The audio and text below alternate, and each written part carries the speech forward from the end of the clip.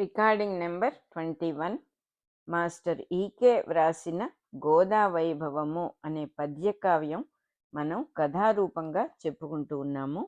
21వ రోజు తెల్లవారుతూ ఉన్నది. విష్ణుచిత్తుడు భార్యతో సహా బయలుదేరి స్నానం చేసుకొని సంధ్యావందనం కూడా పూర్తి చేసుకొని గుడికి బయలుదేరాడు. గర్భగుడిలోకి రాగానే గోద కోసం వెతికాడు, ఎక్కడన్నా ఉన్నదేమో అని. శేషతల్పం మీద రంగసాయి హాయిగా పడుకోనున్నాడు.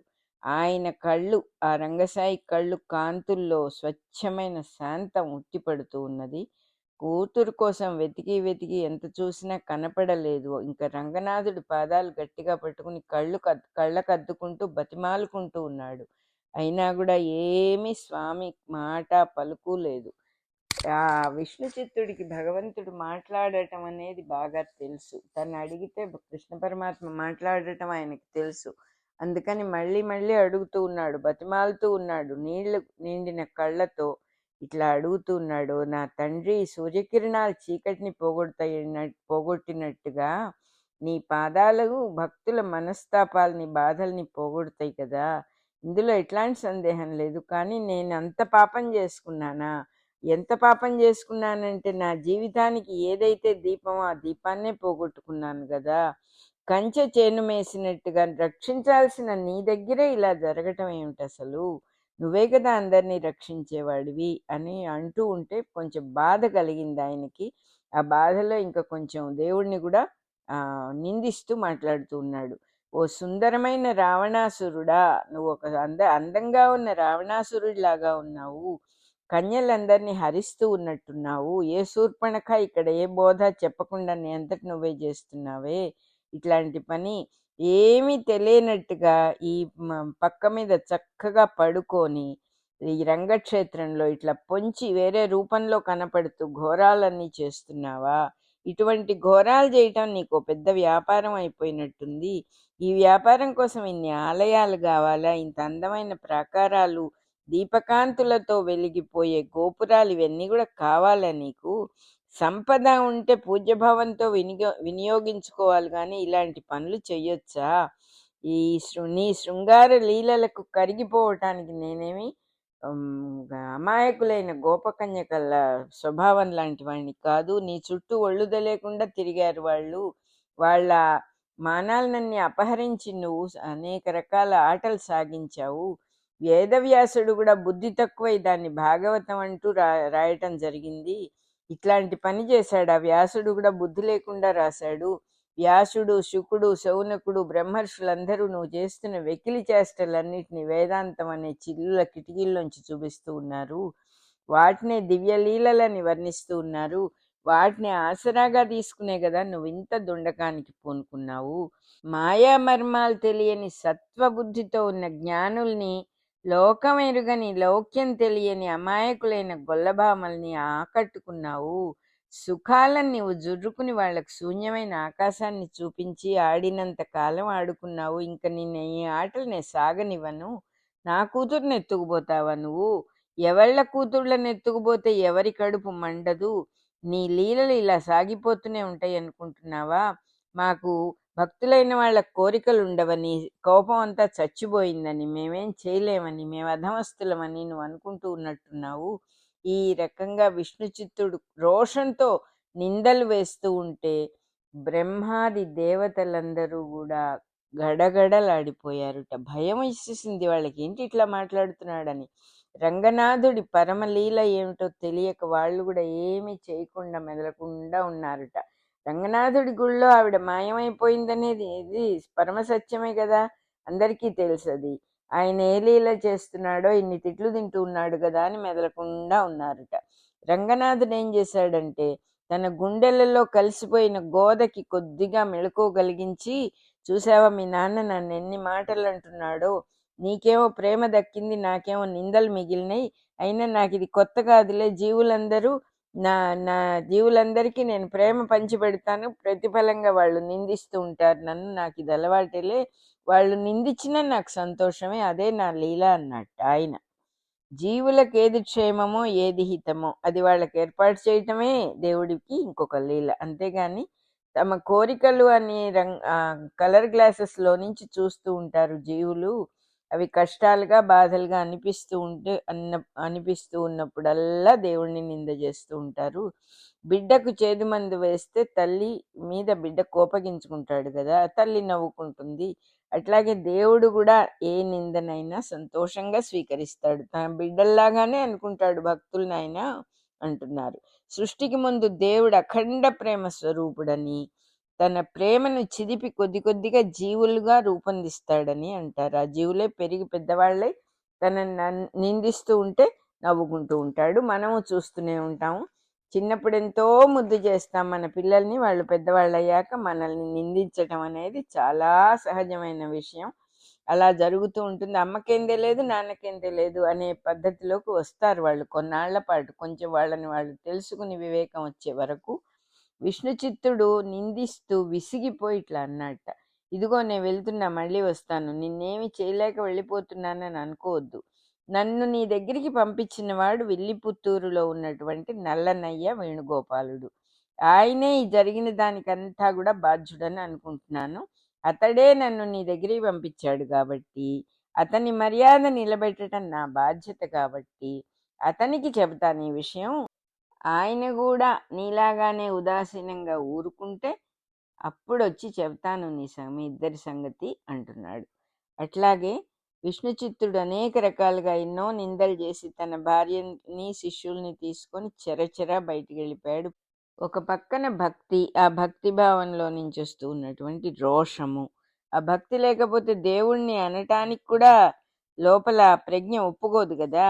ఎంతో మనకు దగ్గర వాళ్ళైతేనే మనం వాళ్ళని ఏమన్నా అంటాము, మనకెవరో తెలియని వాళ్ళని ఏమీ అనం కదా మనం అంటూ ఉన్నారు ఇక్కడ. మహాభక్తులైన సత్పురుషులకు కోపం రాదు, ఒక పరిమితి దాటి రెచ్చగొడితే చాలా తీవ్రంగా వస్తుంది. కాబట్టి మహాభారతంలో సాధుమూర్తి అయిన గోవు కూడా రెచ్చిపోయిందంటే పొలిమేరల దాకా తరిమి కొడుతుంది అని సంజయుడు ధృతరాష్ట్రుడిని హెచ్చరించాట.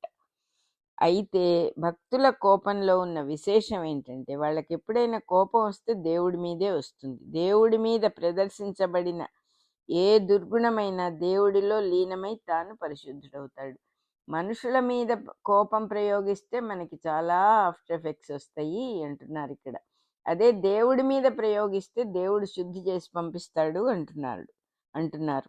ఎంత కోపం వచ్చినా, ఎంత భక్తుడైనా, తనకు వచ్చిన కోపం ఎంత నిజమైనదైనా ఒక మర్యాదను అతిక్రమించి దూషించటం మంచిది కాదు. దేవుణ్ణి దూషించినా కూడా ఒక మర్యాదతోనే కొద్దిగా బాధపడవచ్చు, కానీ పిచ్చి దూషణ చెయ్యకూడదు.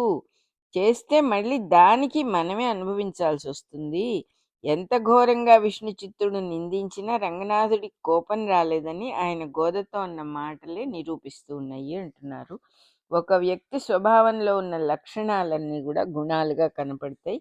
దానికి మనస్సే ఆధారం. తన స్వభావం అంటూ వేరుగా లేకుండా మాయమైపోతే గుణాలు ఎక్కడుంటాయి ఇంకా అంటున్నారు. అప్పుడు మనస్సు కూడా ఉండదు, బుద్ధి అనే ప్రజ్ఞ ఒక్కటే ఉంటుంది. అప్పుడు నేను అనే అహంకార పురుషుడు స్వామిలోకి మాయమవుతాడు. శ్రీరంగం నుంచి బయలుదేరిన విష్ణు చిత్తుడు ఏకధాటిగా ప్రయాణం చేసి విల్లుపుత్తూరు వచ్చాడు. తిండి నీళ్లు లేకుండా ఉన్న వేడితో, ప్రయాణపు బడలికతో ఆయన కోపం తారాపథంలో ఉందిట. అంత కోపంలోనూ చెరచెరా గుళ్ళోకి వెళ్ళాడు. తన స్వామి అందాల ముఖం చూడగానే ఆయన కోపం అంతా దుఃఖమైపోయి గుండెల్లో సుడులు తిరిగింది. జేవురించిపోయిన ముఖంతో, మొహం ఎర్రగా చేసుకొని అదిరిపోతూ ఉన్న పెదవులతో, నీళ్లు నిండిన కళ్ళతో స్వామి ఎదురుగా నిలబడి ఇలా చెప్పాడుట, స్వామి, నువ్వు గీచిన గీటు దాటకుండా నీవు చెప్పినట్టుగా శ్రీరంగం వెళ్ళాను. కష్టాలు కమ్ముకొని వచ్చాయి, ఎన్నో దుఃఖాలు అనుభవించాను. తండ్రి, నీ సన్నిధిలో, నీ గుడి ప్రాంగణంలో, తోటలో హాయిగా నేను ఒక తవ్వుగోల పట్టుకొని తవ్వుతూ నీ కరుణనే పూలుగా పూయిస్తూ మౌనంగా ఇంతకాలం ఎంత హాయిగా ఉన్నాను. నేను ప్రశాంతంగా ఉండటం సహించలేక ఇవిలా నాకు నానా కష్టాలు తెచ్చిపెట్టి నన్ను శ్రీరంగం పంపించావా అంటూ ఉన్నాడు. విష్ణు చిత్తుడు దుఃఖభారంతో ఒక పిచ్చి నవ్వి ఇట్లా అన్నాడుట, నువ్వేదో నన్ను రంగనాథుడి దగ్గరికి పంపించావు, ఆ రంగనాథుడు పూలరంగడయ్యాడు, నీకు తెలియటం లేదా అన్నట్ట. ఇక్కడ పద్యంలో ఏం రాశారంటే, ఏమని చెప్పమందు విహిహి, మరి రంగడు పూలరంగడై నీ మదికెక్కు నా తనయను నేరుపుతో హరించెను అంటున్నాడు ఇక్కడ. ఆ విహిహి అనేది ఓ పిచ్చి నవ్వు నవ్వాడనమాట. విరక్తితో నవ్వుతాం కదా మనం కూడా. అట్లా నవ్వుతూ అంటూ ఉన్నాడు ఆయన. నువ్వు చెప్పిన రంగనాథుడు ఇప్పుడు పూలరంగడైపోయాడు. నీ ప్రేమను చూరగొన్న నా కూతుర్ని చాలా నైపుణ్యంగా అపహరించాడు. ఎంత ప్రార్థించినా నా ముఖాన పెద్ద నామం పెట్టి పంపించాడు. కనీసం నవ్వులు కులుకులు కూడా లేవు. ఎన్ని నిందించినా ఎన్ని రకాలుగా తిట్టిపోసినా మెదలకుండా మౌనంగా మహావ్రతాన్ని మౌనమే మహావ్రతంగా పట్టుకున్నట్టుగా రాయిలాగా ఉండిపోయాడు. కాలువలు కట్టిన కన్నీళ్లతో దుఃఖంతో మునిగిపోయిన నా భార్య చూడు తట్టుకోలేకపోతోంది. నువ్వైనా ఆవిడ్ని ఓదార్చు నాయనా. చల్లని చూపులతో నీ సంసారాన్ని నువ్వు నిలబెట్టుకో, నా సంసారాన్ని నిలబెట్టు. పిలవని పెండ్లికి పంపించినట్టుగా నన్ను అక్కడికి పంపించావు. ఈ బీభత్స పరిస్థితి నువ్వే తప్పించాలి. మాయమైపోయిన నా గోదను చూపించు. నా ఇల్లాలి ప్రాణాలు నిలబెట్టు. మంచిగా నా కూతుర్ని నువ్వు స్వీకరించి ఒక ఇంటివాడవై నీ కాపరాన్ని కూడా నిలబెట్టుకో అంటున్నాడు. ఈ విధంగా విష్ణు చిత్తుడు ఏడుస్తూ ఆక్రందన చేస్తూ ఉంటే ఊళ్ళో వాళ్ళందరూ గుమిగూడి నవ్వుకుంటూ ఉన్నారట. హేళనగా 4 మాటలు అన్నవాళ్ళు అన్నారు, జాలిపడ్డవాళ్ళు జాలిపడ్డారు. తర్వాతగా అందరూ ఎవరిళ్లకు వాళ్ళు వెళ్ళిపోయారట. అంతే కదా లోకం. దుఃఖంతో ఇట్లా బాధపడుతూ ఉన్న విష్ణు చిత్తుడికి చక్కగా వేణువు ఊదినట్టుగా స్వామి స్వరం వినిపించిందిట. ఆయన హృదయాన్ని వికసింపజేసిందిట, విష్ణు చిత్తుడి హృదయాన్ని. బ్రాహ్మణోత్తమ, నీకు పెద్దవాడివి అయ్యావు, నువ్వు స్థిమితంగా లేవు. ఇలా దిగులు పడి దుఃఖపడతావేమిటి? మనస్సు చిక్కబట్టుకుంటే దుఃఖం తగ్గుతుంది కదా. నన్ను నమ్మి ఎవడైనా ఎప్పుడైనా దిగులు పడ్డాడా? సంసార సాగరాన్నైనా దుఃఖ సాగరాన్నైనా దాటటానికి నన్ను నమ్మిన వాళ్ళకేం ఇబ్బందులు ఉండవు. నువ్వు స్థిమితం తప్పి ఇట్లా నోరు బారేసుకుంటున్నావు. నువ్వు ఏ కళ్ళతో చూసావో ఏమిటో, నీ భయాలన్నీ నా మీద వదిలేసి ఒక్కసారి వెళ్ళి పల్లకీలో చూడు, నీ కూతురు నీ వెనకాలే వచ్చింది కదా అన్నాడుట. స్వామి మాటలు విని విష్ణు చిత్తుడు సందేహిస్తూనే పల్లకి దగ్గరికి వెళ్ళి తెర తీసి చూస్తే ఆయన కళ్ళు ఆనందంతో తళుక్కుమన్నాయిట. తారకల్లాగా మెరుస్తూ ఉన్న నగల మధ్య చంద్రబింబం లాంటి గోదమ్మ ముఖం పల్లకీలో కనపడింది. సంతోషంతో విష్ణు చిత్తుడికి మాట రాలేదుట. మనస్సు చిందులు పెట్టింది. శరీరం అలల్లో తేలిపోతున్నట్టుగా ఉంది. ఆయన ఉప్పొంగిపోయాడు. ఇంకా ఏమీ మాట్లాడలేక స్వామి వంక చూశాడు. స్వామి కరుణామయమైన చూపులలో లీనమై చల్లబడి ప్రశాంతుడయ్యాడు. ఆయన మౌనమే 100 క్షమాపణలు చెప్పి స్వామికి అన్నీ విన్నవించుకుంది. ముందర దుఃఖము, ఆనంద, ఉద్వేగము రెండు స్వామి చూపులతో చల్లబడ్డాయి. రెండు కూడా. గోదాదేవికి తాను ఎక్కడున్నదో తెలియలేదు. అలా తెలియని స్థితిలోనే ఇల్లు చేరుకుంది. శరీరం ఇంట్లోనూ మనస్సు వైకుంఠంలోనూ ఉండగా 21వ రాత్రి గోద అనుభవించిన వైభవాలు భక్తులను కరుణతో చూచి సంపదలు సమకూర్చుగాక అంటున్నారు. మనుషులకి దుఃఖం వస్తే ఎలా మతి తప్పి ప్రవర్తిస్తామో, ఏది మాట్లాడాలో ఏది మాట్లాడకూడదో అనే విచక్షణని ఎలా కోల్పోతామో చూపించారు ఇక్కడ. మహాభక్తుడైన విష్ణు చిత్తుడే అలా ఉంటే మనమెంత. అందుకని చాలా జాగ్రత్తగా ఉండాలి. మాట తూలే ముందర దైవాన్ని తప్పకుండా తలుచుకోవాలి.